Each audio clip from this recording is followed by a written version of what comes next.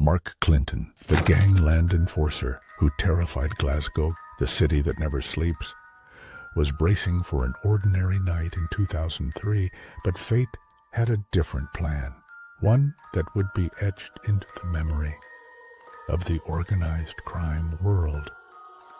In the heart of the city's East End, specifically within the bustling Brewers Fayre pub in the Baillieston area, tranquility shattered into utter chaos.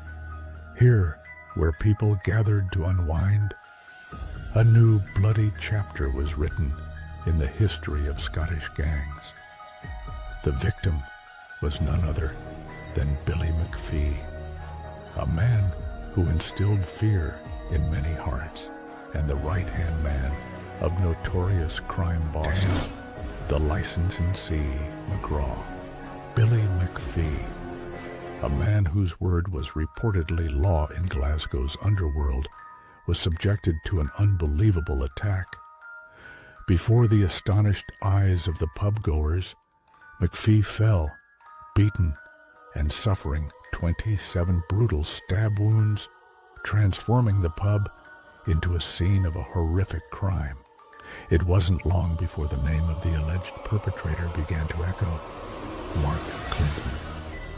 This name alone was enough to send shivers down one's spine.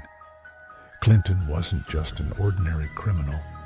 He was classified as one of Scotland's most dangerous gangland enforcers, known for his ruthlessness and efficiency in executing underworld orders. Shockingly, Mark Clinton, accused of committing this horrific crime in broad daylight and in front of eyewitnesses, spent only 1 day in prison. After this brutal public attack, Clinton walked free, a scene that raised many questions about the influence and power of gangs at that time. Shadows of the past, connections, and unsolved crimes. Mark Clinton's story doesn't end with that bloody night. His life was intricately intertwined with Scotland's most dangerous underworld figures. He was said to be closely linked to Paul Ferris, one of the most famous figures in organized crime. This association alone was enough to put Clinton in the spotlight.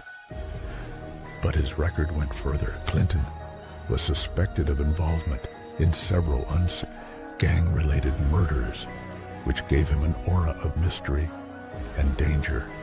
He was deeply embedded in Glasgow's complex crime scene in the early 2000s, weaving webs of conspiracies, executing orders, and living a life on the edge. The mysterious end. Revenge or power struggle.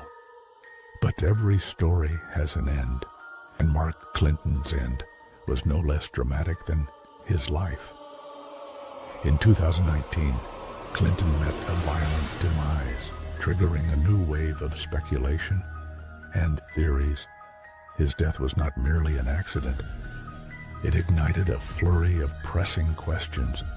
Was his death delayed revenge from the gangs with whom he had countless conflicts? Was it merely a power struggle within Scotland's tangled criminal underworld, or was it the final act in an old vendetta that had been silently brewing for years? The full details of his death have not been revealed. But what is certain is that Mark Clinton's departure was not ordinary, leaving behind a legacy of fear, mystery, and many questions that still seek answers in the streets of Glasgow.